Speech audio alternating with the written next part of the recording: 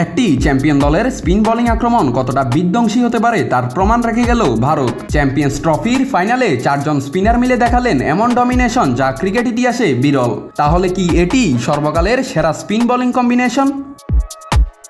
ক্রিকেটের বৈশ্বিক আসরে 4 জন স্পিনার নিয়ে একাদশ, ঠিক এমন চিত্র কবে দেখা গেছে? ইতিহাস ঘেটে খুব বেশি উদাহরণ হয়তো বের করা যাবে না, তবে টিম ইন্ডিয়া দেখালো ভয়ঙ্কর কম্বিনেশন।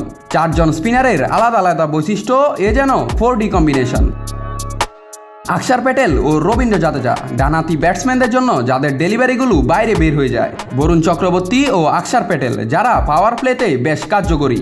ডেথ ওভারে বিপজ্জনক রূপ ধারণ করেন কুলদীপ যাদব ও বরুণ চক্রবর্তী। আবার যাদের বল ডিফিকাল্ট টু পিক, অর্থাৎ বরুণ চক্রবর্তী ও কুলদীপ যাদবের বল সহজে বুঝে উঠতে পারেন না ব্যাটসম্যানরা। চ্যাম্পিয়ন্স ট্রফির ফাইনালের কথাই ধরা যাক। ম্যাচের প্রথম ইনিংসে ভারতীয় স্পিনাররা টার্ন পেয়েছেন মাত্র 2 ডিগ্রি। বিপরীতে দ্বিতীয় ইনিংসে রূপ বদলে একই পিচে নিউজিল্যান্ডের স্পিনাররা পেয়েছেন 3.4 ডিগ্রি। এতেও ভারতীয় স্পিনাররা দেখিয়েছে ভয়ঙ্কর রূপ। 20 থেকে 34 ওভার, যেখানে 9 ওভার করে মাত্র একটি বাউন্ডারি দিয়েছেন Ravindra Jadeja. Wicket to wicket বোলিংয়ে কিউই ব্যাটারদের চাপে রেখেছেন এই স্পিনার। বিপরীতে কুলদীপ যাদব শুরুতে খুব একটা প্রভাব ফেলতে না পারলেও 34 থেকে 47তম ওভারে 4 বার বোলিংয়ে এসে মাত্র 15 রান দিয়ে ম্যাচের রাশ টেনে ধরেছেন। রচিন রবীন্দ্রকে বোল্ড করা বলটি ছিল অন্যতম সেরা ডেলিভারি।